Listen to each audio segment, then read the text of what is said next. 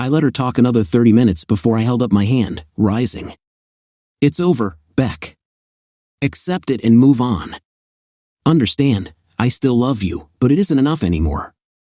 The divorce is final in 4 weeks. It's best for both of us. You're still a young, beautiful woman. You'll find someone else. When you do, if you ever get tempted, think of us. You will deserve your best. I walked out, my heart breaking all over again as I heard her wail. Kathy called me 2 days later. I just finished a session with Becky. You know I can't tell you what we talked about, but she still thinks she can win you back. Watch for her. I know she'll be around, and I'm worried. I'm really sorry it ended this way. I think you should continue seeing me for a while. Shall we make an appointment? I thought about it. Not right now. I'll call you in a month or so.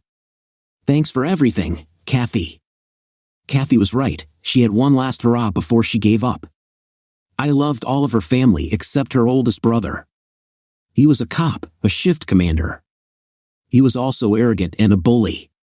We tolerated each other. Just he had taken to pulling me over regularly, just to mess with me and demand that I forgive his sister. I talked to Paul, who had me log the next 4 stops. The good commander found himself explaining his interest to the assistant chief. The stops halted, and it didn't make him like me more. It was 2 weeks before the final hearing. The sun was shining, spring was in the air, and I was feeling happy for the first time in a long while. The Yamaha was humming right along that Saturday morning when the lights came on behind me. I pulled over. I was getting my license out, not looking at him, when he tasered me, put me in cuffs, and threw me in the back of his car. I had just come around when he stopped at a nearby park, hauled me out while I ranted, and handcuffed me to a bench. Then he took the original cuffs off and used them to hook Becky to me. You'll listen now. I'll be back in 45 minutes, and I better see smiling faces. Becky babbled while I tried to clear my head, apologizing for what was happening. Can we talk now, baby? I looked at her, trying to find the woman I'd married in her eyes. She wasn't there. Like I have a choice, I said, smiling. Just hand me my phone. I had someone waiting on me. Then I'll be all ears. She got my phone out and handed it to me. I dialed 911. 911, state your emergency. This is Jace Gooding. I'm in Armstrong Park, the bench on the south side near the gazebo. I've been kidnapped and handcuffed to the bench and another person. I repeat, I've been kidnapped. Becky was looking horrified, trying to wrestle the phone out of my hand. She was screaming. There were a lot of people in the park, and some were coming over. Sir, a car has been dispatched. Do you know your abductors? Shift Commander Jeff Sterling. I'm handcuffed to his sister. Help. The car must have been in the neighborhood. He was there in less than 2 minutes. Becky was still screaming while he tried to remove the cuffs. Her brother came roaring up, sliding across the grass and scattering onlookers. I've got this. The patrolman wavered, looking at me. If you leave me in his custody, it makes you an accomplice. Jail time, maybe. Loss of career, definitely. Call someone higher up the food chain. He made the call, and soon 6 cop cars surrounded us. Nobody was arrested. The investigation was pinned, and I was taken back to my bike. The hit the fan the next day. The dumbass had everything on dash cam, me stopping him, the taser, the cuffs, the whole thing until he stuffed me into the car. I could have pressed charges, assault, kidnapping, unlawful use of a police vehicle, the list went on. Becky would be charged as an accomplice. I had Paul with me when we met the DA to discuss the incident. My client will make this easy for everyone. He won't press charges if the officer is disciplined in-house and his wife agrees not to appear at their final divorce hearing and ceases all contact with him. Your choice and theirs. But if they decide not to take the deal, I'll go after them hard. Understand? They had no choice. Their parents didn't want to see 2 of their 3 children behind bars, so the deal was accepted. Her brother didn't get off without pay. He was demoted, assigned the graveyard shift, reprimanded, and his chances of promotion were minuscule. He couldn't quit because no other agency would touch him. So it was finally over. I went back to my successful business and found a hot young blonde with big jugs who loved me for my tender heart and convinced me there was still sweetness and light in the world. Actually, I lost my friends, my business, and my wife. It was a while before I even looked at another woman. My business tanked because everyone knew the situation we were in and didn't give us any more contracts. Luckily, Aita got the offer she deserved and took her trainee with her, then quit soon after. The next month, I walked into the office. There was a note on the door, "You win, you scum sucker. Alan found another job. The paperwork is on your desk. Sign it, and the company is officially dissolved." She didn't sign it, but I recognized Cindy's writing. There was actually a little money left, and after I got my half of the house sale, I was in pretty good shape. I could even take the next year off if I wanted. I took 2 months, got on the Redditstory, and went rambling. I ended up 3 states down, well below the Mason-Dixon line. It was one of the prettiest cities I'd ever seen, surrounded by mountains with friendly people and a relaxed atmosphere. It kind of felt like I'd landed in the 60s because the people all seemed so laid back. I stayed 3 days, hitting tourist traps and doing research. I checked out a few more towns, but none had the same vibe, so I came back, got a room for a week, and went house hunting. I looked at some condos and apartments, but I became partial to houses with decent yards. I found what I wanted on the third I looked at, a small cottage, 1,200 square feet, 2-bedroom, with a huge yard and a stream running across the back. It was set apart a good distance from the nearest neighbor, at least for a year, with an option to buy. Next, I went job hunting, finding one at a small firm that catered to up-and-coming and mid-sized companies. They gave me a few small accounts to see how good I was. In 6 months, the boss wanted to talk. I had to tell him that J was not short for Jason. My name was actually John Charles. I had been called JC up until my sister was about 4. She pronounced it JC and then shortened it to Jace. It stuck, and I quit fighting it years ago. In that peculiar southern way, when the conversation was important, he used both my given names. "John Charles, you've been doing very good work, so good that I wondered why you were here. I checked up on what you put on your resume, and it was all true. I have a feeling you won't stay with us long, so I'm going to use you hard. I'm giving you a new account." He's a friend of mine who owns a very successful regional winery and wants to take his product national. Go talk to him, set up some meetings, and start thinking. This could be very good for all of us, and if I grow, I want you along. I was flattered that he thought so highly of me. The vintner was a local who had trained and studied in Italy for 6 years before coming home to take care of his aging parents. He took over their farm and used the north-facing slopes to grow vines he had imported from the region where he trained. He started out small, adding acreage and expanding the winery as he could. Now he owned 3 more farms and had doubled his own acreage. He had won several local and regional medals for his sweet wines and wanted to crack the national market. He had already secured a distributor, now he needed an ad campaign to bring his product into the limelight. I stopped by and did an anonymous wine tasting. Most were quite good, some I didn't care for. I finally introduced myself and asked for Mr. Edwards.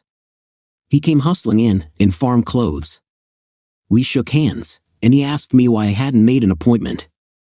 "I wanted to taste your product, observe your operation, and maybe work on some ideas. I don't expect you to drop everything to talk to me. I just wanted you to know I stopped by and to make that appointment in person." "What do you think of my wines?" he asked, seeming anxious. "I liked most of them. I'm no expert, but I liked them so much I bought a mixed case to take home." While I was talking, an idea was germinating. I couldn't wait to get back and start developing it. It was not to be.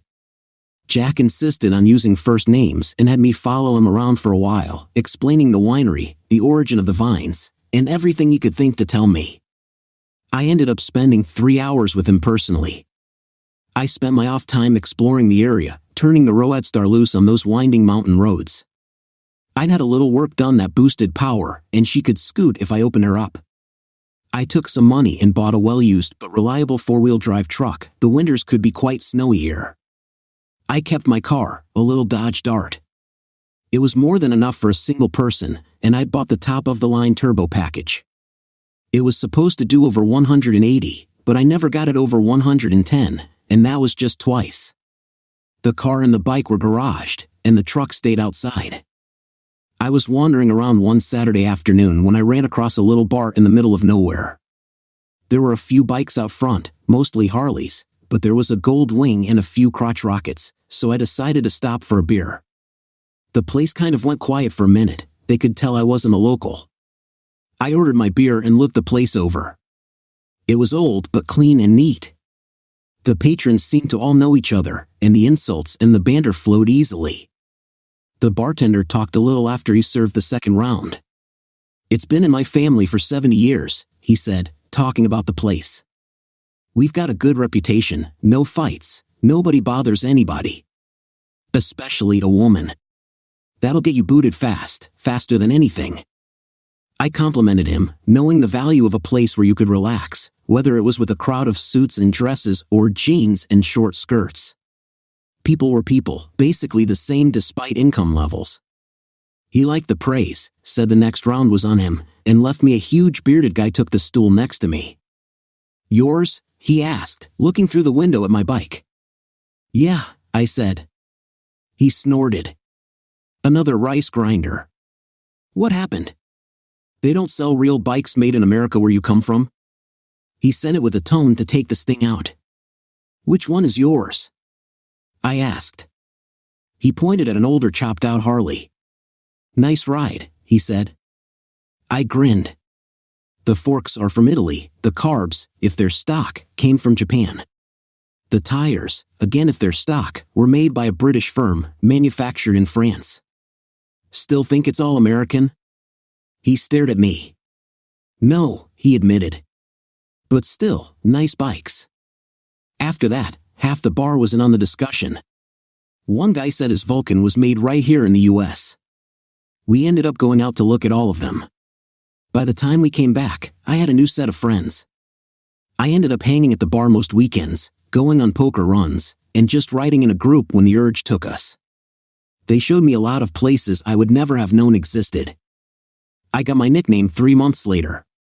I had been to see Jack Edwards about the campaign we were planning. I was hoping to get him to let me shoot a commercial in his tasting room. It was wood, stone, and glass, with a high ceiling and lots of natural light. After I explained, he was all for it, provided we could do it on a Monday, his slowest sales day. He gave me a case of wines I hadn't tasted yet, just for my opinion. Many of his wines had names linked to the area. MRA Red was named for the old grist mill on the edge of his property, and Yankee Orchard White was named for a friend's apple orchard, a transplanted New Yorker. He specialized in rare and new varieties. Juice from his pink lady apples was mixed with a medium white, and it was really smooth, tasting like fresh apples with just a hint of grape. It had been a long day, and I needed to unwind. As it happened, I had to go right by the bar on the way home.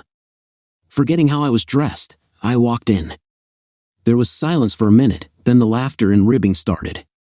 "Where you been?" laughed Fat Bob, the first guy I'd talked to when I found the place. We become pretty good friends, to the point that I sometimes loaned him my truck if his bike was down and he needed to haul it to the shop. I was about to explain when another voice rang out, "Who's the 3 of 4?" I didn't even need to turn around. Amanda Patterson, known in the bar as Baby Doll because she had just turned 20 and was barely 5 foot tall, was cute, a redhead with a hair-trigger temper and a mouth that would make drill instructors blush. She was sort of a mascot, and nobody hit on her unless she wanted them to. I never saw her want it. "Hi Amanda, I got all dressed up to ask for your hand in marriage," I said, getting down on one knee while the bar roared. She turned crimson, and the temper came out. Her opinion of love and marriage was clear. I was sure there was history there somewhere. Plus, she hated being called Amanda. "That ain't funny, a-hole." "And what the hell are you laughing at?" "Don't make me go to your bumps." That made them laugh harder. I refused to take that as a no. More of a "I'll think about it." "Do I need to wear the suit until you decide to make an honest man out of me?" She pushed me backward and stomped off to the kitchen. Fat Bob helped me up. "I wouldn't order anything tonight. She'll probably spit on it or worse." Amanda helped out in the kitchen on weekends for tips and meals. I found out from Ellen, one of the bartenders, that she'd had a rough life, was broke, and living in a women's shelter during the week, sleeping at the bar on a cot in the back room on the weekends. It wasn't exactly legal, but who was going to tell? She was a good kid down on her luck. We'd hire her full-time if we could afford it. I asked Ellen how Amanda ate during the week and why she didn't have a job. Soup kitchens, I suppose. I never really asked. I think she has a juvie record, hasn't finished high school, has no transportation, and that makes her job prospects pretty slim. Amanda was there almost every night, not leaving until she had to go back to make sure she had a bed for the night. I don't know why I did it. Maybe I wanted to feel connected to another human being, or maybe I wanted to give her hope. I struck a deal with Helen and Sam, the owner. I'd pay for her meals during the week. Sam agreed to let her wait tables and clean up for hours a night for $100 a week in cash, which I paid half of. I supplied the cash on the condition that she absolutely could not know I had anything to do with it. Here, I said, giving Ellen $200. Take her shopping. She needs new clothes. Tell her she can pay you back out of her wages, $20 a week. Ellen said it was the first time she'd ever seen Amanda cry. Not extravagant, but she bought new underwear, 3 pairs of the cheapest jeans she could find, and 4 plain t-shirts, plus 2 pairs of markdown sneakers. She was done. I thought about it as Ellen told me Becky would pay more for a pair of shoes she didn't really like that much, wear them 3 or 4 times, and get rid of them. She probably spent more than Amanda made in a month on makeup and accessories alone. Amanda didn't come out of the kitchen the rest of the night. Helen said later she thought Amanda might have cried a little, blaming it on chopping onions. I felt bad, hoping I hadn't hurt her feelings too much, so I got the nickname Suit, which everybody thought was pretty funny. I actually made it a point, if I was near, to stop in with my work clothes on from time to time. Every time I'd wear one, I'd ask her if she'd changed her mind. She still cussed me every time, but now she smiled. The whole bar petted her. I never really thought about how she felt about anything until one night when a new guy was hitting on her. She fought him off with a smile, but he was getting worse. When she bent over at the next table to pick up the empties, he pinched her on her bum. I sighed and was almost there without even thinking. She screamed, turned, and dumped a half-full draft in his face. "Which," he said, pulling back to slap her. I grabbed his arm and yanked him off the chair. Sam and Fat Bob got there in time to keep me from hitting him. Amanda slapped the hell out of him as we got him up. "Don't ever touch me again, a-hole. Next time my fiancé won't be held off." She blushed when she realized what she'd said and ran into the kitchen. She came out later, thanking me for my help. I grinned. I couldn't have my future brightened by hurting her feelings now, could I? "I know you didn't mean it, but it might be wise to let the jerks who hit on you know you're claimed. Think about it." She surprised the whole bar by kissing my cheek. After the whistles and yells died down, she told them she'd kick their asses if they laughed at her and her boyfriend again. This really set them off, and she fled back into the kitchen. 3 weeks later, there was a poker run that I signed up for. We met at the bar, and they opened up the kitchen for breakfast. After we'd eaten and were lining up, I felt a tug on my sleeve. "Can I ride with you?" "Why not?" "Sure, if you have a helmet." She held up one. Fat Boy loaned it to me. She was in jeans and a tee. "It's going to be cool this time of morning. Go get your jacket. It'll be awful cold if you don't." She hung her head. "I don't have one. Haven't needed it yet." I sighed. "Come on, I won't hurt you." "It won't be safe unless you do. Everybody knows you hate being touched."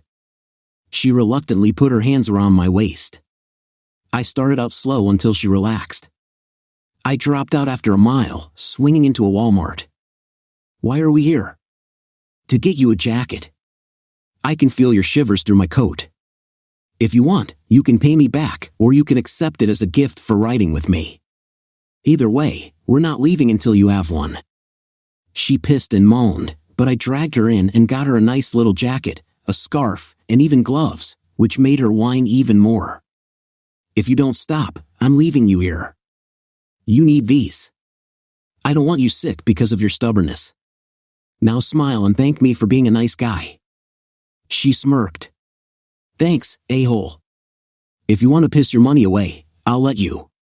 Can we catch up with the guys now?" We caught up to them at the second checkpoint.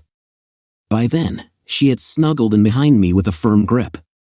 The halfway point was lunch at a nice buffet-style restaurant. She acted like she'd wait by the bike. I leaned in. "Get your tiny little bum into the restaurant right now. If you don't, I'll throw you over my shoulder and carry you in. We clear?" She nodded, looking pissed, but it didn't stop her from stuffing herself. At the end of the day, she was more relaxed. We won a prize, a gift certificate for $100 at a Harley dealership. I gave it to her, putting my hand firmly over her mouth when she started to protest. I left it there for a few seconds. When I removed it, she didn't say anything, but her eyes were blazing. If looks could kill, I'd have been done for. Things went downhill on the way back. It started raining, a cold drizzle that got harder. We were less than a mile from my house and 10 from the bar, so I turned off. When we pulled into my garage, she got off the bike, took off her new coat, gloves, and scarf, and threw them onto the floor along with the gift certificate. Her face was a mask of rage and pain. She had misunderstood the situation completely. "You think because you bought me a few things you're automatically getting box? Shove these things up your prick," she spat. She turned around, stalking out. It took me a minute or two to recover and calm down. Then I got into my dart and went looking. She had set a fast pace and had gone almost a quarter of a mile. It was raining hard by then. I pulled over just past her. "Get in the car, Amanda." "Go to hell," she said, trying to walk past. I grabbed her arm. "You have a choice here. You can get in the car, and I'll drive you back to the bar, or you can refuse, and I'll throw you in the car after I paddle that stubborn ass until you see reason. Your choice." She tried to push past me. "You wouldn't dare. Suits don't do like this." I was twice her size and pretty pissed. I had her slammed face down on the hood in 3 seconds, my first smack landing right between her cheeks. She screamed more from surprise than pain. I landed 2 more before she started begging me to stop. "I'll get in the car. I'll be good, I promise. Please, no more." By now, I had calmed down and was a little ashamed. I let go of her and opened the passenger door. She slid in without hesitation. We had gone a mile when she started to talk. I held up my hand. "Not a word, or I'll pull over and finish what I started. Then I'll leave you where you are. Understand?" She nodded, wide-eyed. I pulled into the parking lot, reached over, and threw her door open. "Out. Now." She got out. I slammed the door, pulled onto the highway, and turned the turbo loose, shredding tires. I didn't go back for 3 weeks, waiting until after she had left before I walked in, giving Helen the coat, scarf, and gloves. "Here. They're for Amanda. She can wear them, burn them, or stick them up her bum. I don't really care." Helen and Sam looked at me in shock. Then Helen grinned and slapped me. "What the hell was that for?" I asked, rubbing my cheek. "That's for making us put up with a screaming witch for 3 weeks. We wondered what happened when you dropped out." Then baby doll came in, went straight into the back, and started crying. She cried for 3 days before I got it out of her. She's had a miserable life so far, abused and abandoned at 15, foster homes until she was 18, and then she was out on the streets. Apparently, she hooked up with a flaming a-hole who tried to turn her out. Take it easy on her, suit. She doesn't know how to handle someone kind and decent, it's a foreign concept to her. She thinks if someone is nice to her, they want something, usually something she doesn't want to give. She stopped grinning again. She runs to the door every time she hears a bike, hoping it's you. She'd fry in hell before she'd admit it, but she has a huge crush on you. It's gone from witching to whimpering. Give the girl a break. Show up while she's here. Give her a kind word before she tears every head in the bar off.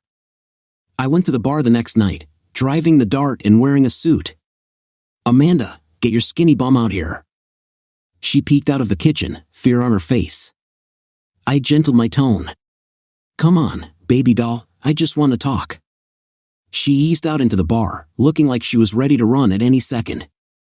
I had already talked to Sam and Helen, so they knew what I was going to do. "Sam, tell her she's fired." Her face went pale, and Helen laughed. "Just for tonight, hon. You still have your job." "That's right, you're still employed." "Just not tonight." "Tonight, we're going out. First, I'll take you to a place that serves real food." "Hey," said Sam and Helen together, but they were smiling. Let me rephrase that, somewhere where burgers and fries aren't considered a full meal. Then I thought we'd see a movie, one of those tearjerkers little girls like you love. Get cleaned up while I drink a beer. People were laughing, and she was red. She unconsciously rubbed her jeans. "I'm not really dressed to." 10 minutes, Amanda, or we repeat what happened the night it rained. Clear? She squealed and shot into the back room. I looked at Helen. Go back there, use some of your makeup to help her feel pretty. Calm her down. It's just dinner and a movie. She surprised everybody by giving me a huge kiss. Maybe to you, that's odd. When she came out, her cheeks were glowing. Helen had helped her with her hair, put a little lipstick on her, and she looked great. I put her hand under my arm, opened the door for her while the gang watched from the door. I opened the door to the car and buckled her in. I could hear faint cheers as I drove away. Anywhere special you'd like to eat? I asked as we sped along. I couldn't help driving fast. She had hardly spoken. Anywhere is fine, she said, looking out the window. I pulled over in a parking lot. Look at me, Amanda. She turned her head. When I ask you a question, I expect a straight answer. Now again, where would you like to eat? Would you like to try something new? Italian? Thai? Anything at all? She looked down and, in a voice so small I almost didn't hear her, said, I've always wanted to try lobster, but you don't have to spend that much money. I took her to Red Lobster and got her a plate with lobster in 3 different styles. She was tentative at first but gained confidence as she ate. She even tried to get me to take a bite once. Sorry, Amanda, I don't like lobster. Then why did we come here? She asked in confusion. Because you wanted to try lobster. Besides, I've enjoyed the shrimp, I said. That made her happy, and she had no trouble sampling my shrimp when I offered. After dinner, we went to the movies. There were 8 choices, and I let her pick. I didn't think she was a horror fan, but apparently, the gorier, the better for her. After the movie, we went to an ice cream parlor, and she got a large banana split with 2 spoons. For a tiny thing, she sure ate a lot. Everything was perfect until we passed a bank with the time and temperature flashing. Oh, what? Baby doll asked. Should I have stayed out too late to sleep in the homeless shelter? I guess you'll have to take me back to the bar. All right, I said, driving her straight to my house. She sat frozen while I turned off the car and the garage door closed. Amanda, listen to me very carefully. I have 2 bedrooms. One of them will be yours for the night, and it has a lock. You can sleep in a comfortable bed, take a nice shower. I'll even throw in breakfast. No strings attached, nothing owed, nothing expected. It's up to you. I'm going inside now. If you don't trust me, lock the doors and recline the seat, and I'll wake you in the morning. It was 30 minutes before she came in.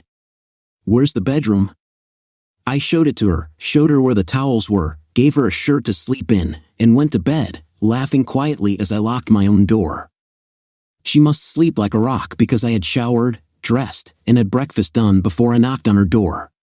Time to get up, sleepyhead. Breakfast is ready. I poured coffee, plated the ham and cheese omelet, and placed the toast on the table and waited. I had just about given up when she stumbled into the kitchen, still in my t-shirt. It hung to her knees. She looked 11. Being slow to wake didn't hurt her appetite any, and she cleaned her plate. We stacked the dishes into the sink, and I picked up my travel mug. Where do you want me to drop you? She looked surprised. I don't know. I usually hang out at the library until it's time to go to work, but it'll be 2 hours before it opens. I guess you can drop me by the park. I didn't like that idea. Bums sleep in the park? No way I wanted her there, especially that early. I tell you what, hang out here. I'll take the truck to work and meet you after I get off. You can take the dart to the bar. Scratch it, and you better run for your life. Understand? Her eyes were huge. You trust me that much? I grinned. You going to steal from me? She went bright red. I cut her off before she could talk. I didn't think so. In fact, I need the oil changed. Think you could drive it to the Dodge dealership for me? It's already paid for, so you don't have to worry about that. I'll call when they open. Will you do it if they can work me in? She was just nodding her head. I surprised her by kissing her cheek, backing up before she could react. Thanks, honey. I'll call as soon as I find out. Watch television, eat anything you like. I'll see you later. She was rubbing the cheek I kissed as I walked out. Everyone at work remarked on my good mood. A secretary asked me if I'd gotten laid. She said it kind of snippy. She'd made a run at me right after I'd started working there, and I'd turned her down. She was in her mid-30s, a little older than me. I finished pouring my coffee before I turned to her. As a matter of fact, Gail, I spent the night with a hot little redhead almost 10 years younger than me. Remember the energy you had at that age? I'm lucky I can walk. I left her open-mouthed, to the laughter of everyone else. She did get the oil changed for me. I stopped by home to change and was amazed at how clean it was. It literally sparkled from top to bottom. She must have been at it all day. I had called Fat Boy, and he came by to pick me up so I could retrieve my car. He was grinning ear to ear. What, you and baby doll? Is she as hot in bed as she looks? I looked at him and grinned. You're a dirty old man, you know that. All she got last night was a bed, alone. If you say so, he said, still grinning. I wasn't prepared for what happened when we got there. She ran to me, jumping up so I had to catch her, and gave me a big kiss. Electricity shot through me so hard I fought the urge to look at my shoes to see if they were blown out. The bar held its breath.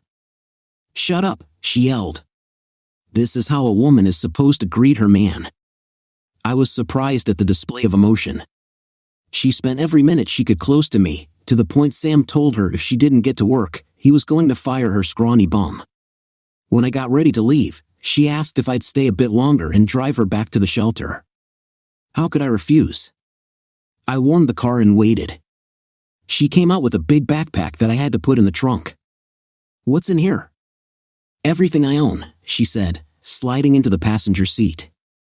There's no place safe for me to store it at the shelter. Somebody would steal it in a blink. I thought about what a sad way that was to live as I drove. When I missed the turn to the shelter, she questioned it.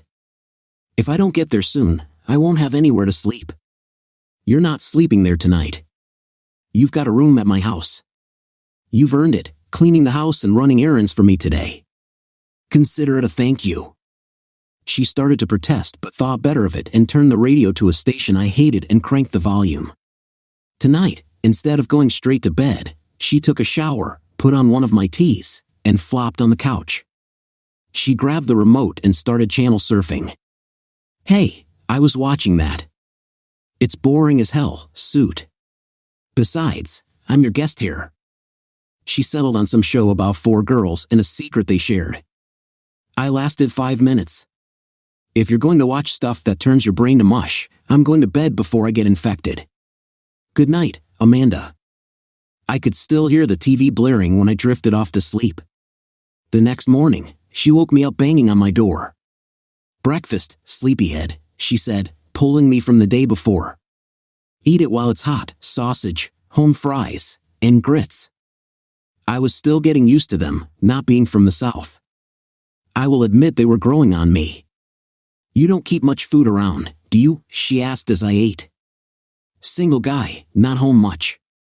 No reason to, I set around a bite of sausage. She stacked the dishes when I was done. Do you need a ride tonight? I asked as I walked out the door. I'm off tonight, she said, but don't worry about me. I have things to do. Will I see you tonight? She grinned. Maybe. You have a good day now. I thought about her often all day. She was getting under my skin. I'd dated some since Becky, nothing serious, not on a regular basis, but enough to keep the edge off. In a moment of reflection, I had to wonder how much my feelings for her were pity and how much was attraction. I ran through the reasons for and against trying to start a relationship with her. She was way too young. I felt like a cradle robber. She was wounded, loud, profane, and irritating beyond words sometimes. We had nothing in common. Her temper had a hair trigger, and many times she acted before she thought. But in the rare times she let her guard down, she was sweet and loving. She was smart and strong, dealing with a miserable fate with all the dignity she could. It occurred to me she'd be a great mother, fierce and protective. The thought of that tiny body 9 months pregnant made me smile. And though she didn't know it, she was beautiful, or would be if she dressed better and learned to use makeup. But her beauty went much deeper than her skin. I wondered where she had gone as I drove home. The thought of her in the shelter depressed me no end. She deserved better. The smell hit me when I walked in the door. I don't know what it was, but it made my mouth water. She must have heard the door because she came out of the kitchen, hair in a ponytail and wearing an apron. I stood amazed when she went up on her toes to kiss my cheek. "Hi, honey. How was work?" That was all she got out before she almost collapsed, laughing at the expression on my face. Then she got serious. "I made you dinner. Nothing fancy. I'm a good cook, but I haven't had much opportunity to practice lately. It'll be ready in 30 minutes. Sit down, I'll get you a beer. Or would you rather have tea? After we eat, I need to talk to you." There it was, that determined look she had. I knew it had to be serious. Tea would be fine. Anything I can do to help?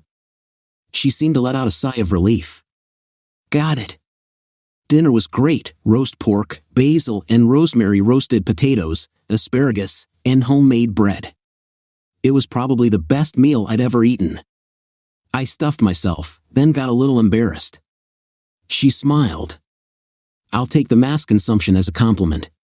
Ready for dessert? She had made banana pudding, one of the things I'd learned to love about the South. I was almost comatose when I pushed back from the table. She sent me into the living room while she cleaned up. When she was done, she pulled a chair directly in front of the couch. "Did you like supper? Is the house clean enough for you?" "Maybe. I've never seen the house cleaner, and dinner was excellent." "Where did you learn to cook like that?" She looked sad for a minute. Mama wasn't much, but she was a hell of a cook. She taught me a lot before the alcohol got her. I wanted to hug her badly right then. She shook off her memories and looked me in the eye. "I want to make a deal with you, John Charles. I'd like to rent a room from you. I can give you $50 a week, plus I'll cook and clean the house, do the laundry. I'll even mow the yard. I won't get in your way. Please, these last couple of nights have made me happier than I've been in a long time. I just can't face going back to the shelter. Please." She looked at me full of hope. No, her face collapsed like a balloon losing air, and tears started. "I'll get my things. Will you drive me to the shelter?" "No, you're not going anywhere until I talk. So sit, listen, and don't interrupt. Promise me." Her face was a mixture of fear and hope. She nodded. "I'm happy to let you live with me under these conditions. 1, you will not pay me anything. Your rent will be keeping the house clean, doing the food shopping, and making the meals. 2, I enjoy yard work, so I'll do that. 3, you keep your job at the bar. You can drive the Dart for work and household needs. 4, and this is the big one, you have to go back to school, get your adult high school diploma, or at the very least a GED." She sat with her mouth open. I knew she was ashamed over her lack of education. Maybe this would force her to do something about it. She finally nodded her head. "I'll do it. But on the school thing, will you help me? I'll need it." I relaxed, smiling. I'll do everything short of actually doing it for you. Do we have a deal? She jumped into my lap, kissing me until she realized what she was doing and jumped back off, flaming red. Sorry, she said. I grinned. I've got one more condition. You have to give me a goodnight kiss every night and one before I go to work every morning. No deal otherwise. She glowed again, then grinned, holding out her hand. Deal. We shook hands and began a wonderful and curious stage of our lives. The next morning, I asked her where the food had come from. She gave me the receipts, and I paid her back. I gave her my debit card, telling her to shop for food and anything else she thought we might need. I grinned all the way to work, my cheek tingling from the goodbye kiss. You couldn't have blown the smile off my face that day with a stick of dynamite. Gail got catty again. Apparently, happiness offended her. See you, little jailbait. Honey, last night? Yes, and this morning. She moved in last night. You should find someone, Gail. It'll make you a much nicer person. Her look as I left would have soured milk. The guys at the bar gave me the thumbs up but smiled when they did it. Sam shook my hand, and Helen kissed my cheek. You're a good man, Suit. I knew she'd get you sooner or later. We're just roommates, Helen. Nothing going on. She just grinned wider. If you say so. Amanda smiled so hard I thought her cheeks would get a cramp when she saw me. I was about to order a burger when she stopped me. Your supper's in the fridge. Microwave it for 3 minutes. I hope you like it. I had one beer, shot a game of pool with Fat Boy, and went home to a nice dinner. She got off work at 9:30 when the kitchen closed and was home by 10 o'clock. She went straight to the shower. I smelled like old fries, she said when she came out in a robe with a towel wrapped around her head. What's on television? So we settled into a domestic routine. I did the yard work and washed the vehicles while she took care of the house. She cooked most of the meals, but I insisted on taking her out to eat or grilling for her once a week. On Sundays, if the weather was nice, we'd ride either alone or with our group. She got a new nickname, Mrs. Suit, which she grumbled about but did so with a grin. Her 21st birthday came, and I surprised her with a party at the bar. She even received presents, and soon she was crying, a rare display of emotion for her. She shocked everyone by hugging them in thanks. I gave her a day at a spa, complete with hair and makeup, and a gift certificate to an upscale department store. I'd like to see you out of those jeans, I grinned as she colored. Helen got onto me, telling me it was time to step up and make an honest woman out of her. I don't know how she feels about me, I confessed. That you're the biggest dumbass in the state. She loves you, but she doesn't know how to love. You need to teach her. It'll be worth it. How do you know so much? She hugged Sam when he walked up. Because 15 years ago, I was her. Then I met Sam, and though it took a while, he opened me up and made me understand there were good men in the world. I just hadn't found one until I met him. I'd been with a bike gang for 3 years. They did terrible things to me, and I let them because I thought that was what I deserved. They messed me up so bad I couldn't have kids. He loved me anyway. How could I fight that? The age difference is bigger than you and Amanda, and we made it. Take it to the next level, Suit. You'll never regret it. From what you said, she's nothing like your ex. I had told them a little about Becky and me about 6 months ago when we'd had them over for dinner, and Amanda had run to the store. She was doing really well in school. With my urging, she had opted for a full high school diploma instead of the GED. We estimated it would take another 2 months, and she could graduate. They held full graduation ceremonies twice a year as recognition of their accomplishments. Some of the graduates would be in their 60s, but most were like Amanda, kids that got lost in the system. I promised her a party when it happened. I almost had a heart attack when she used my birthday present. She had on a very nice sundress, blindingly white, with earrings and a necklace I had never seen her wear before. Her hair was teased into a wildly flowing style, her thick locks drifting down her back. She was so beautiful it made me ache. "What do you think?" she said, twirling around. "Did you get your money's worth?" I said the first thing that came to mind. All they did was polish a diamond. Baby, you've always been this beautiful. The man who gets you will be the luckiest on the planet. She stopped in mid-twirl, her eyes filled with tears, and she bolted to her room. What had I done now? She came home from school the next week, giggling. What's up? I said, glad she was in a good mood. I got asked out by this really cute guy. We've been talking off and on for a month. I felt like someone had driven a stake through my heart. Oh, was all I said, turning away. She was on me in a flash. That's all you've got to say? Oh, I was defensive. What would you like me to say? You're obviously interested. You've been flirting for a month. Why should I stop you? She went into her room, slamming the door. I sighed. That had been happening a lot lately. I was going to have it rehung if she kept this up. I knocked, but she refused to answer. Giving up, I got a beer and wallowed in misery. By my third, I was pondering the mysteries of women before dozing off. I woke when she shook my shoulder gently.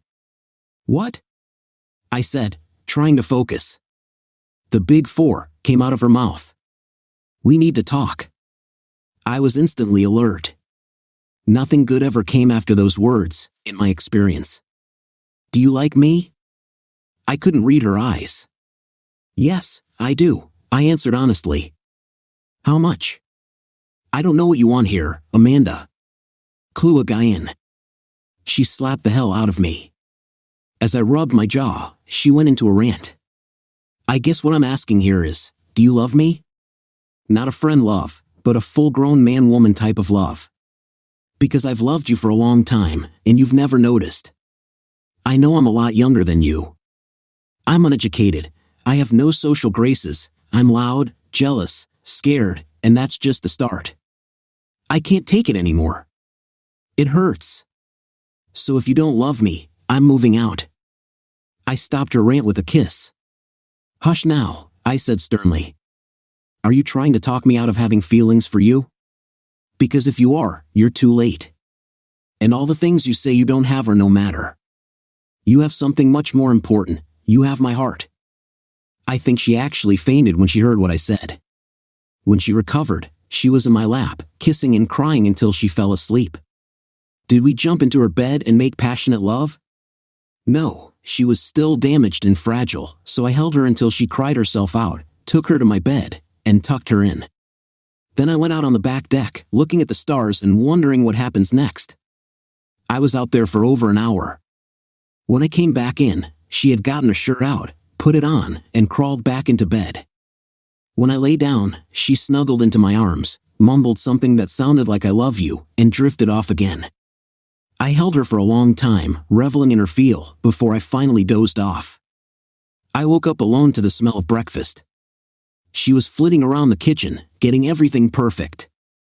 I startled her when I swept her off her feet, kissing the back of her slender neck. She stiffened at first, then relaxed and giggled. Let me go, honey, or all you'll have for breakfast is burnt waffles. After breakfast, before she cleared the table, we talked. It was Saturday, and we had nowhere to be. She snuggled into my lap. Honey, you know I love you. Please go slow with me, I'm carrying around a lot of baggage. She told me the story of her life, in between tears and hugs. She'd been happy until she was 10, when her dad died. Her mom was never a strong person and she slid down a slope of depression and bad choices into a sea of alcohol. Here's a revised version of the text with corrections for clarity and grammar. She had a stepfather and several boyfriends living with her when she was 15. One of them tried to assault her, but she fought him off and told the school. They took her away from her mother, and she spent the next 3 years in foster care. In juvenile hall, she had stolen a car in a desperate attempt to see her little sister, who was 9 years younger. It was the first time I knew she had a sister. When she turned 18, the system released her, and she ended up with a guy. Out of desperation, she gave him her virginity. Apparently, it was borderline assault every time they were together. Then he tried to get her to prostitute herself for money. She ran away and ended up here. My heart ached for her. I want you so bad, I ache, Jace, but I freeze up. Help me. So, I did. I even got her a therapist. Months later, it happened. We'd been getting closer, touching, talking. She got comfortable enough to walk around in tiny panties and a tank top, and to wear slinky little gowns to bed, which she hadn't been out of since the first time I put her there. Amanda didn't like alcohol but had developed a fondness for wine from her client. After a half bottle one night, the floodgates opened. I still took it slow. The first time we made love was slow and tender. The next morning, she woke me up and picked out an engagement ring. Really? I asked, standing in front of her. Really, she said, tears already flowing. Really, I said, dropping to one knee. Now you know why I wore the suit. Marry me. After she sobbed out a yes and calmed down, she tried on every ring in the store in the price range I could afford. She finally settled on a simple stone and band. Not the most expensive, but the one she wanted. When we walked into the bar, an instant party erupted. The women immediately huddled, leaving the men standing. What are they doing? I asked. The men are planning a wedding, you idiot. The best advice any of us can give you is to agree to everything she wants if you can afford it and stay as far away from them as you can. She wanted a church wedding. We found one close by, but part of the deal was that we had to attend services for at least 6 weeks before the wedding. It turned out to be a very good thing. The Reverend was a pretty smart old guy, and he insisted on a few counseling sessions first. The disaster of my first marriage came out, along with all the stuff that happened to her. She cried for me, looked me in the eye, and said she would never do that to me. I believed her. We ended up being members, not going every week but pretty often. I accused her of using it as an excuse to buy more dresses. She hardly ever wore anything else except when she worked. She wanted to keep her job so she'd have money of her own. The first time you say I don't look good in dresses, I'll stop wearing them, she said, smirking. Now she has so many that she rotates them, putting the off-season ones in the other bedroom. I can still shut my eyes and see Amanda walking down the aisle. The ivory lace and silk dress hugged her like a second skin, highlighting her shape. Her thick mane of hair fell down her back, shining in the light. Helen stood in as the mother of the bride, Sam gave her away, and Fat Boy was my best man. Everyone from my job was there except Gail, and almost everyone from the bar attended. They escorted our limo to the airport on their bikes. Mom was there. She fell hard for Amanda. She had always wanted a daughter. Amanda warmed up more slowly, but when we left, she leaned in and said something that brought fresh tears to her eyes.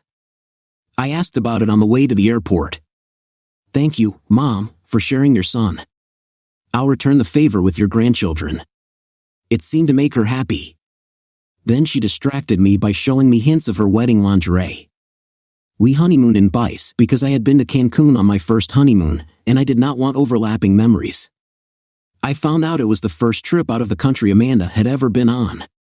It was actually the first trip anywhere for her. We had a ball. We hit the beaches, and she stayed under the umbrella a lot, her fair skin not caring much for the hot sun. I loved watching her red hair shine as she walked. She shocked the hell out of me by dragging me to a topless beach. Amanda took off her cover-up, clad only in a tiny thong. Shut your mouth, honey, she said. I wanted to give you something to remember, me walking around almost naked while men drooled over me, knowing that no one but you will ever touch me. Should that do it?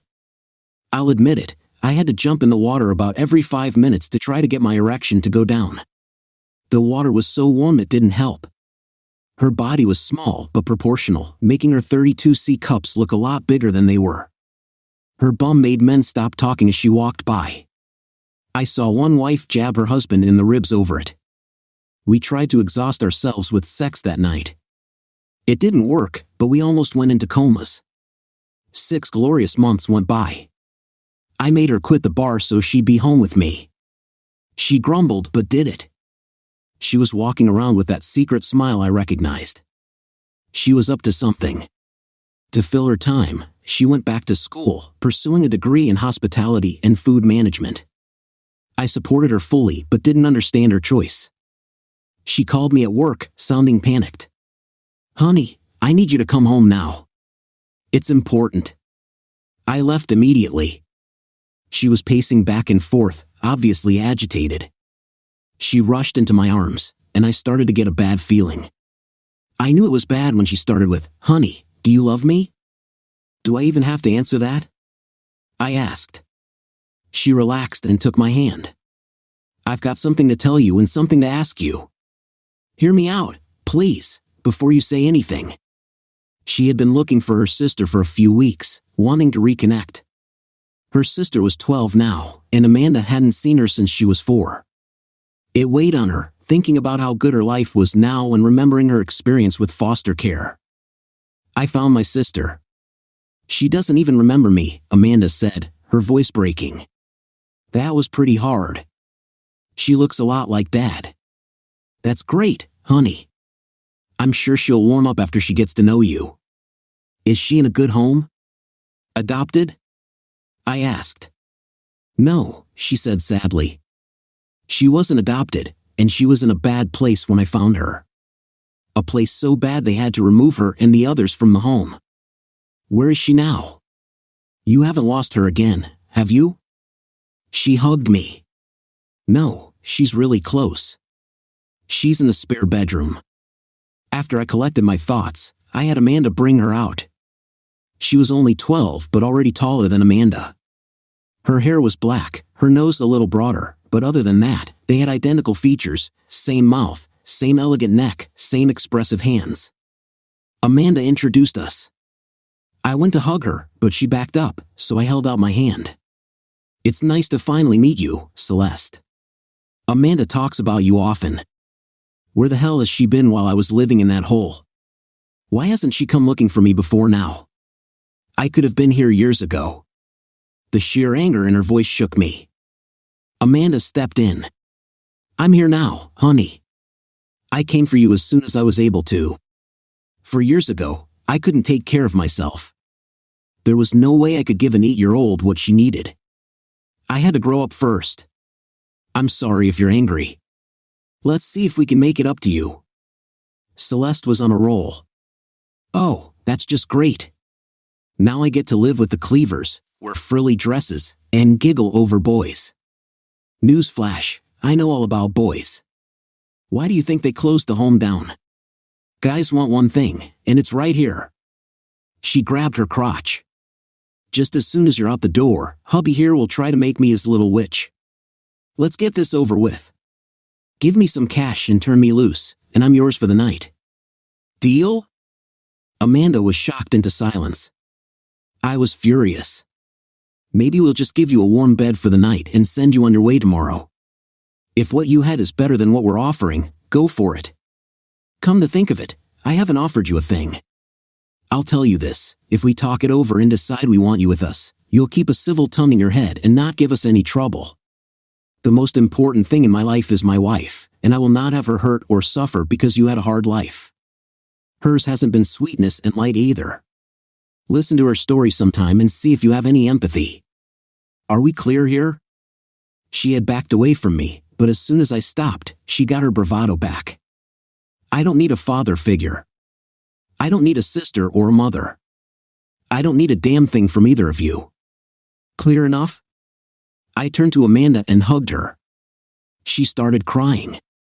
I stroked her hair. "I'm sorry, honey. I know how much you wanted this. It seems you may be too late. It's not your fault, you hear me? It is not your fault. Maybe she'll eventually grow up and realize that." I stepped back and looked at both of them. "I'm going to start the grill. You two talk and see if you can come to terms.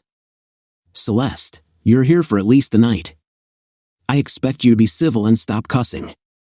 They talked while I set up the grill and cooked. I left the curtain open just in case I could hear the yelling. I saw Amanda cry, and it broke my heart. Then Amanda said something that caused Celeste to cry, and they started hugging. Maybe there was hope after all. There wasn't much conversation over dinner, but there were no outbursts either.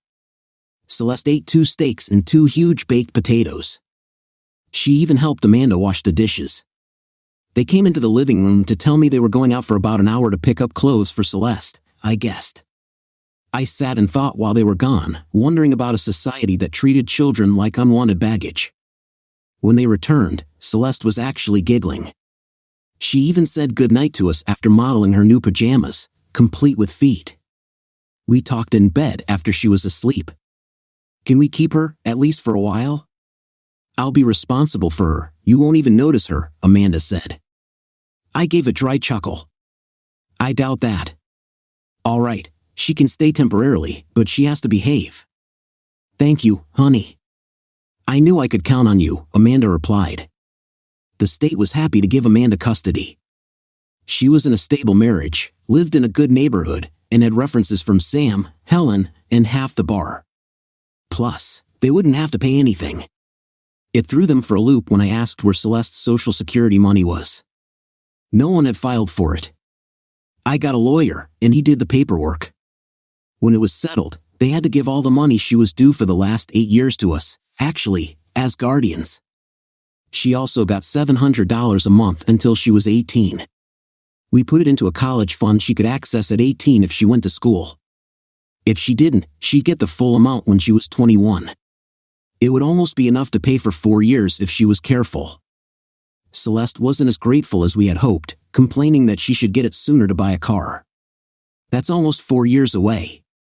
Let's see what happens between now and then, I said. I ended up being the bad guy to make it easier on Amanda. Celeste resented it tremendously but knew better than to try to play us off each other. The first time she got grounded for a month, she was behind at school, mostly from not paying attention. She refused help from me at first, but Amanda kind of forced her, giving her rewards for good grades, so she started listening. During this time, I was doing really well at my job. The campaign for the winemaker was a roaring success and led to bigger things. My boss was scared to death I was going to leave. He knew I'd had offers, so he struck a deal with me. I could buy into the company, and he'd match every % I bought up to 7. At the current valuation, I would be able to afford about 1% a year, so in 7 years, I'd have 14% of the company. Amanda and I talked it over and decided to do it. I liked it here, and so did Amanda. Celeste ran away twice. The first time, she was gone for days before they found her at a bus station. She stayed away, and Amanda cried the whole time she was gone. When she came back, she was defiant and angry. I waited until I could talk to her alone and laid it out. You know, you could be a good kid if you'd let yourself. You're pretty smart. It looks like you could figure out what kind of life you'd have on the streets, a drugged, disease-riddled 304, most likely old before your time and dead before 30. Is that what you want? Here it is plain and simple, you run again, and you won't come back. In 3 more years, you'll be 16. I'll pay your court costs for emancipation, give you your Social Security money, and wish you a nice life. But my wife has just about shed her last tear over you. Do you understand? I think I scared her. 6 months later, she didn't come home from school. When she showed up, she found the doors locked. Thank goodness Amanda wasn't there. I opened the door and talked through the screen. I've already called the DCF worker. You can come in and wait for them. They should be here in about 45 minutes. I opened the door and let her in. She huddled on the couch, rocking back and forth. Soon she was crying, then begging, please, please, please don't send me away. I'll be good, I promise. I didn't mean to leave. I panicked when I got busted for smoking at school. They suspended me for 3 days. It'll kill Amanda. I didn't know what to do. I was surprised she hated smokers. Were you smoking? No, but I was with them, cutting class. Please don't send me away. Celeste, look at me, I said. She raised her head. You have to learn. You have a support system. Amanda loves you. I love you. We're a family. We're here to provide guidance, a good home, and love. Let us do our job, all right? You should have come to us and told us what you did. We would have punished you, been disappointed, but we wouldn't have stopped loving you. The tears started in earnest when I told her I loved her, and she flew into my arms, sobbing her heart out. Amanda walked in. What's going on? She asked nervously. Our child is growing up, honey, I said. She did something bad, got caught, came home, and told me all about it. I truly believe she understands what she did and is sorry. I'll let her tell you about it. Here I handed her off and went outside, catching the DCF worker at the mailbox. Hi, Denise. Sorry, it was a false alarm. She got caught doing something she shouldn't have and got suspended for 3 days. Nothing real serious, but she was afraid to face us. Amanda is with her now, getting to the bottom of what happened. They're inside if you want to check on them. She sighed. I ought to, but I think I can trust you now. I can get home and cook Fred's dinner and eat as a family for once. Thanks, Denise, I said, feeling bad for taking time away from her family. Why don't you guys come over on Sunday? I've got a couple of Boston butts I've been thinking about roasting. That sounds good, Jace, but it's homecoming at our church. There's going to be a big meal. Why don't you guys come there instead? There's an informal competition among a few of us to see how many guests we can get to come. You guys might put me ahead. I told her I'd run it by the girls and went inside. Who was that? Amanda asked. It was Denise, honey. She saw me outside and stopped to invite us to homecoming. Do you guys want to go? I wouldn't mind it. They've got that new young Reverend, H.E.K. He's kind of cute. I'll give her a call and see what she wants me to bring. Celeste watched me, grinning. I tried to look stern but failed. She hopped off the couch. I know I'm grounded for a month, but I can go to church, right? Bobby Smith goes to that church, doesn't he? Celeste, you're 13. You've got time for that later, much later. Between you two, lightning will strike the church. I said, and they both grinned at me. Celeste said, "Men," and then went to help her sister with dinner. That was the exact moment when I knew my little family was going to be okay. This had been a really big week for us. Celeste had made the honor roll for the first time and was due to start learning to drive over the summer. The thought of someone that young driving scared me pretty bad. Amanda graduated tonight, holding her diploma like it was a life preserver in a stormy sea. She even got to make a little speech that brought the house to tears. She talked about her childhood, her sisters, the fact that she had come so far because she had someone who believed in her and wouldn't let her stop. She thanked me for being the best husband ever and Celeste for being a perfect daughter. Have faith, have hope, believe in yourself. You may not get as lucky as I did, but you'll be a better person for trying. We held a cookout for her the next day, and her little house was filled to capacity. Mom came down to celebrate her accomplishment, along with our bar friends, most of my work friends, including my boss, Denise from DSS, and surprisingly, Jack Edwards and his wife. I thought they were still in Italy. After everyone else had left, they lingered, waiting to take Celeste for the weekend. They had married late and never had children.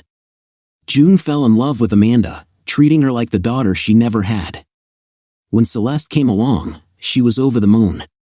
She kept Celeste for a week once a month so Amanda and I could have a little personal time. She always brought Celeste back with at least one new outfit. Mom got in on it too. Between them, Celeste was almost never home during the summer. I complained and was jumped by the pack almost immediately. Your girls have had a hard life, Jace. The best thing that ever happened to them was you. I've always wanted a daughter and a grandchild. Thank you for these. So stop complaining because your daughter is growing up and bonding with her grandparents. We're supposed to spoil her. I have a suggestion to take the heat off Celeste. Give us a couple more grandchildren. It'll make sharing easier. Mom sat back after that speech, smirking a little. We heard a sob and looked at Celeste. Soon, the women were huddled over Celeste, petting her and whispering soothing words. When they settled down, I started to ask, but Amanda shushed me. June jumped right in. Listen to your mother, Jace. You too, Amanda. We're not getting any younger here. Give them to us soon while we're still fit enough to chase them around. I looked at Jack, and he just grinned. I think it's an excellent idea. Celeste hugged me for a long time before she left, clinging to me. We didn't go down to the bar as frequently as we used to. Children limit your options. I still went after work occasionally. Celeste usually had something going on that required transportation, so Amanda became Uber mom, taking her to band practice, soccer practice, games, etc. I usually wasn't available for any of that but made sure I went to all her games. One sunny Saturday afternoon, at the end of a soccer game, I sat and listened to her and her teammates chatter, trying to decide where to go to celebrate their win. She was going out with groups now, something I was a little uncomfortable with because they tended to pair up at these things. Amanda laughed. Even if you'd like to, hon, you can't stop her from growing up. This is good practice for the kids when the time comes for one-on-one dating, and they're almost all chaperoned. The only exception is when they go to the movies and hang out at the mall. Trust her. She would diet before she'd disappoint her daddy. It was right after Amanda graduated, and we were at a church function. The kids wanted to go for ice cream later, and I walked up to Celeste. Here's your daddy now. Ask him if it's all right. She looked at me and batted her eyes. Daddy, can I go with Mrs. Jenkins and my friends for ice cream? It caught me off guard, and tears started forming. Sure, baby.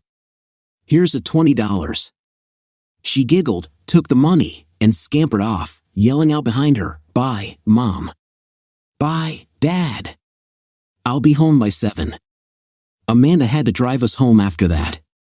We're Mom and Dad, she said. It's just easier than having to explain every time someone says something about it, and I have to explain. Besides, you treat me like your kid anyway, plus I like it. I liked it too. Our friend Sam had a stroke, not a really bad one, but serious enough that he had to cut back on work. All their friends pitched in, but it soon became apparent that Helen couldn't keep up. Amanda came to me one Sunday afternoon after church. We were going for a ride. Before we go, I need to ask you for something. Let me get it all out before you say anything. It's important to me. I hoped it wasn't bad. I love being mom to Celeste. I love being your wife. But Helen needs help, and I want to use my degree. I've talked it over with Helen and Sam, and they're all for it. I want to go back to work at the bar, not as an employee, but as a partner. Helen will run the bar with Sam's help, and I'll run the kitchen. Will you think about it? I did while we rode. We stopped at the bar, and I looked at it with new eyes. It was in good shape but could use a little sprucing up. Helen came by, and Amanda excused herself, going into the kitchen. What do you think? She asked. I think it's a lot to consider. I don't want to lose my wife to a business. You know my past, and I'm a little sensitive about my wife being on a different schedule. Plus, we have to consider Celeste. I'll need to know how much money we're talking about. In the end, I'll probably say yes. She knows I can't refuse her. Helen patted my hand. You won't lose her, honey. She's already got it planned to where she won't be away from you that much. Once the startup is complete and everyone is trained, she has big plans. She's even got me and Sam excited. So we talked it over.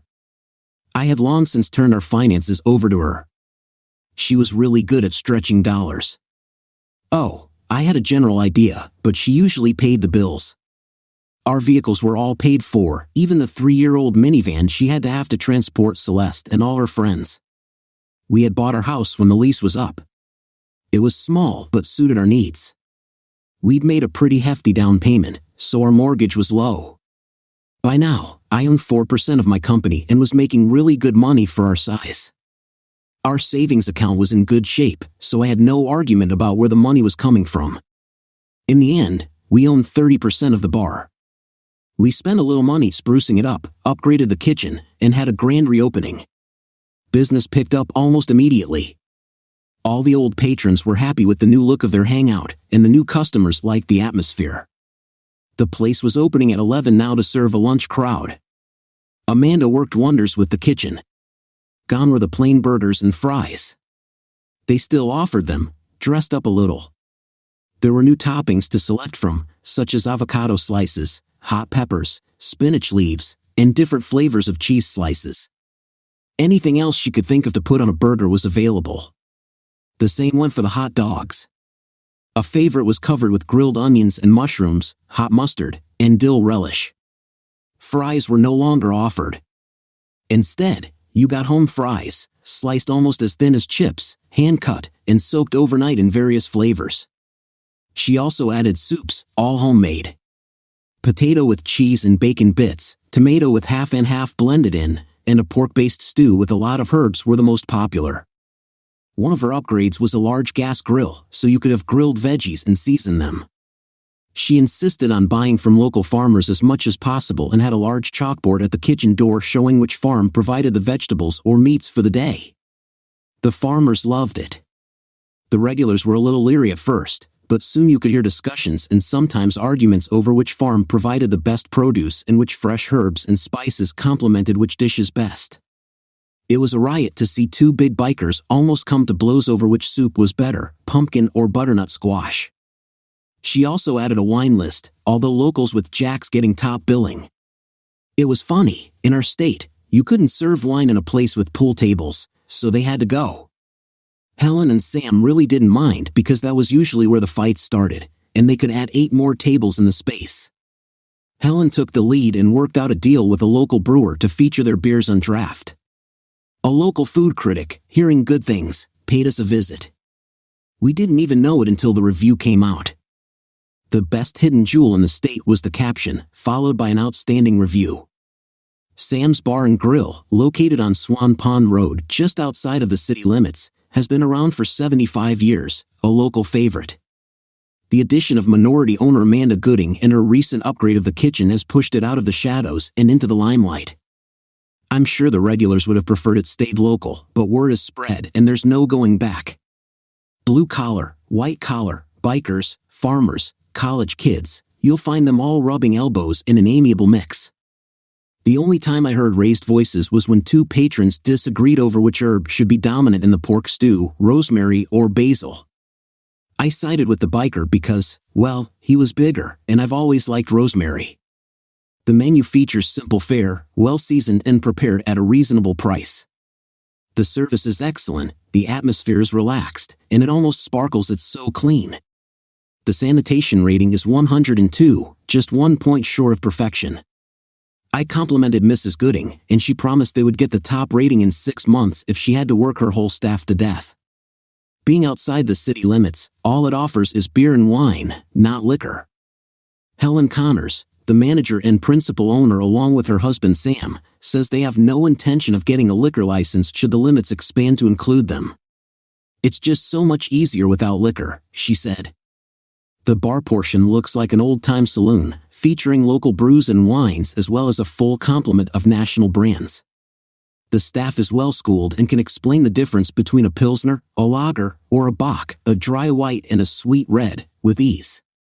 It's a little out of the way, but worth the trip. I've been there 3 times, gotten 3 different meals, and have been satisfied every time with the quality, the quantity, and the service. One more thing. I demand you try the banana pudding. It's a weakness of mine, and it's the best I've ever tasted, and I've tasted a lot over the years. Helen and Amanda just looked at each other and grinned. I didn't know who he was, said Amanda. I just thought he was a nosy customer with a little knowledge.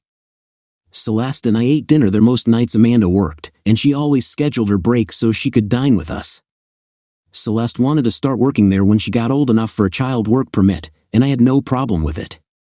There were a lot of families there now. Most of the serious drinking was done in the bar. Thursday night was bike night, and the local Harley owners group showed up in force, along with guys riding all different kinds.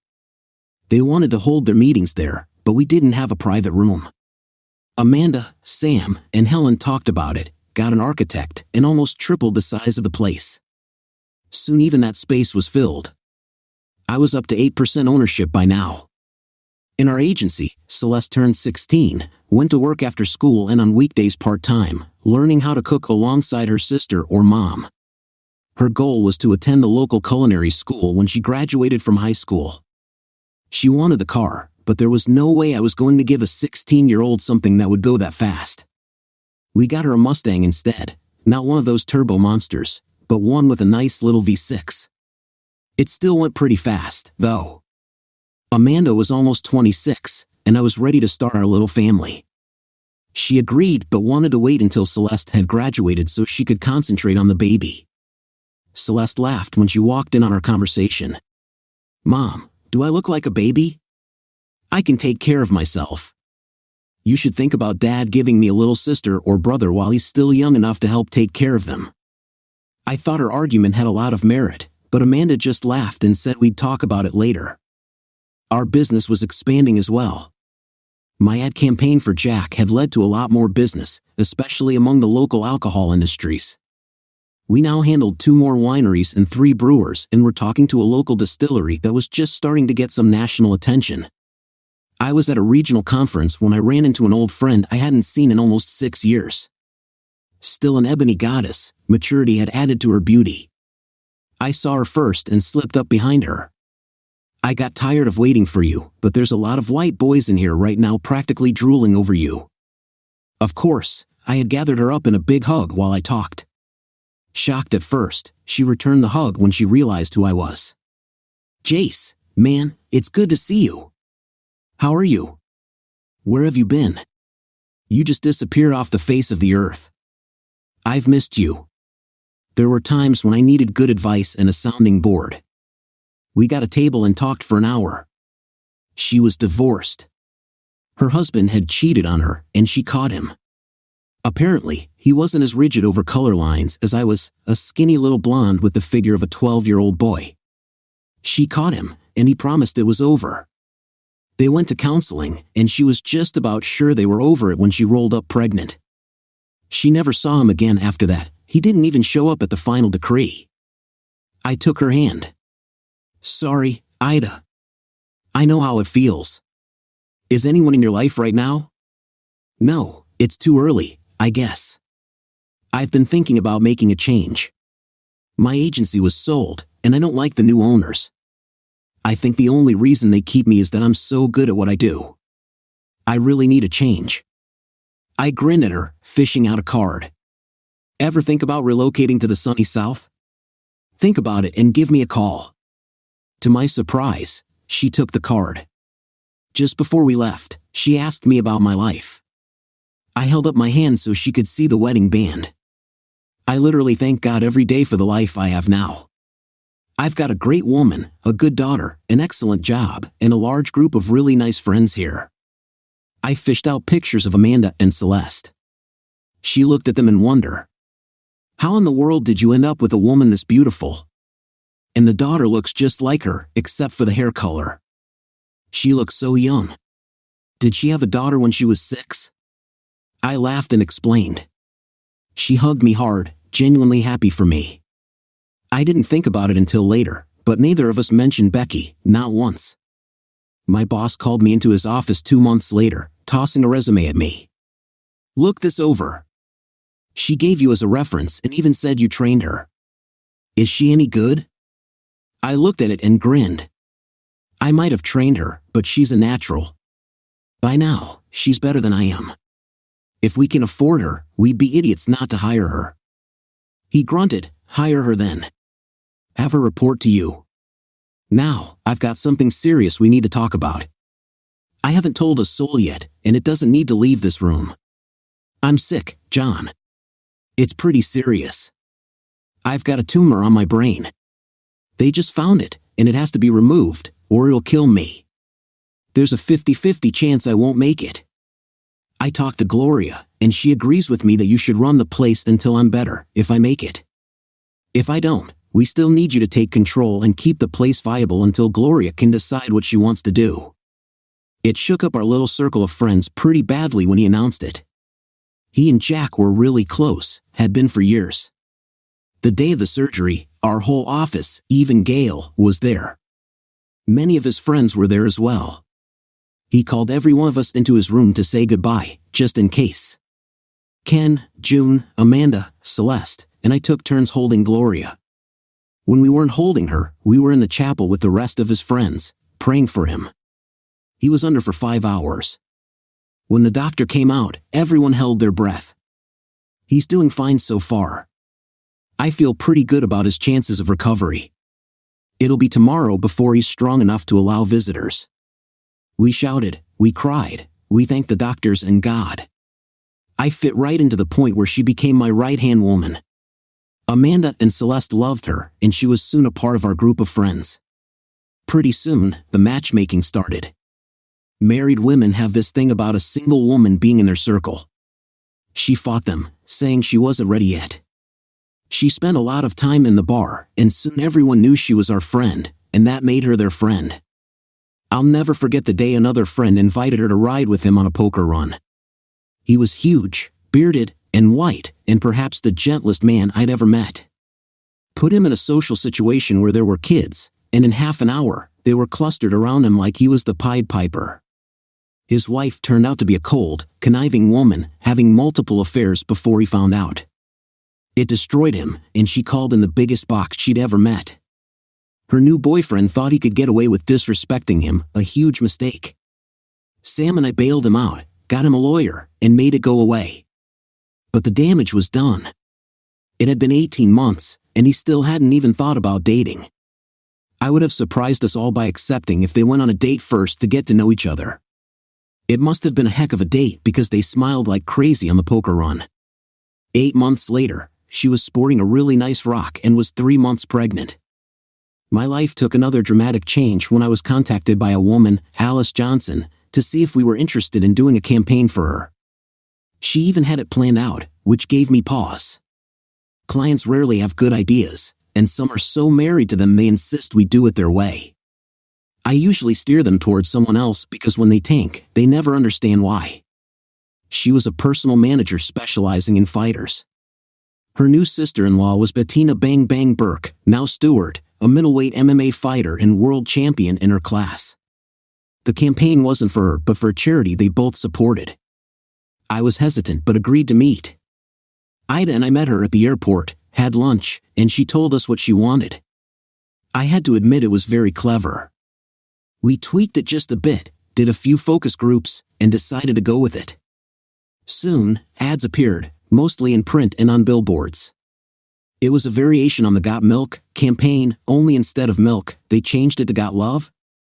Love was the official catchphrase of the National Adoption Coalition, a loose group of agencies designed to get children into loving homes. It developed a huge national presence. The ads featured famous people, all adopted as children, with a group of children from various homes, usually in their home city.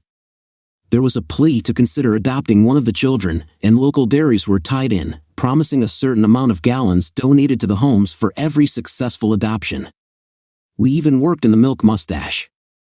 Soon, we had spokespeople begging us to let them help. Rock and country stars, professional athletes, business giants, actors, Olympians, Nobel Prize winners, all adopted and all literally begging to help. We featured many of them with their adoptive parents, some had even adopted themselves. Betty and Mark Stewart, who helped originate the idea, posed with their newly adopted son.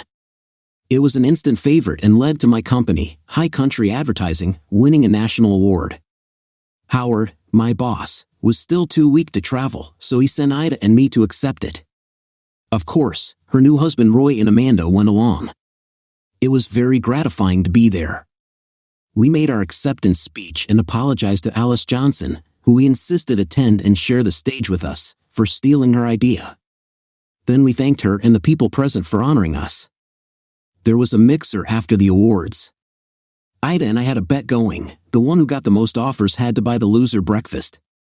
I had 9, Aita had 16. I told her I wanted steak and eggs. We were just about to leave when I was looking around for Amanda. She and Aita had gone to the ladies' room when I ran into her, Becky. She had a hesitant, half-fearful look on her face. "Hello, Jace. How are you?" I looked her over. She was still beautiful, a little heavier, but not much. Her hair was much shorter, her lips seemed fuller, but otherwise, she was still the beauty I fell in love with. "I'm good, Beck. And you?" She waved a hand dismissively. "Oh, I'm all right. Congratulations on your award. It was good to see Aita again. She says she works for you now." I answered the implied question. I prefer to say she works with me. I'm a minority owner and current manager of High Country Advertising. Been there since after I Like It. I like the area and the people. She looked down at my finger. Seems there is one there. You really like it? I don't know if it hurt her feelings, but I smiled, rubbing my band. Yes, there is. I see you found someone too. She had what could only be described as a rock on her finger. She twisted it, a nervous gesture. I have, and I'm content. But, Jace, late at night when you're lying there next to her, do you ever think about me? If you'd just forgiven me, we'd still be together. I sighed. I used to think about you a lot, but then I met Amanda and you became a distant memory.